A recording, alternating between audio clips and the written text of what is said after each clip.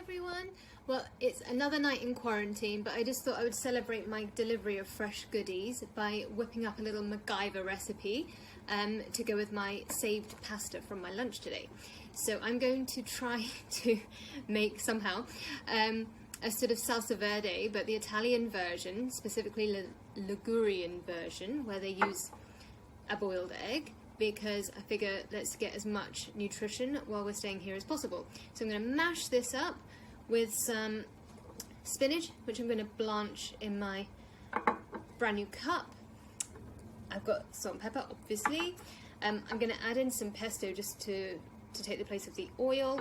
I've got fresh parsley because a salsa verde should be really nice and herby. And I don't have any citrus or red wine vinegar, but I do have a bit of spinach juice, which has some kiwi and lime and stuff. So we'll get a little bit of tang out of that.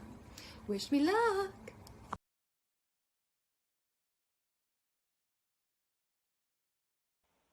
Turns out I'm really bad at peeling eggs. My husband would tell you that I did this on purpose, but I didn't.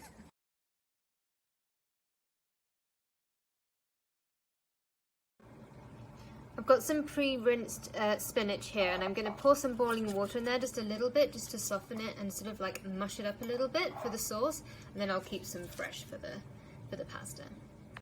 Okay, note to self, rip it up a little bit first next time, but otherwise with the aid of a bamboo knife and a metal fork, all the tools I have at my disposal, I have some kind of mashed spinach juicy thing to form a sort of base.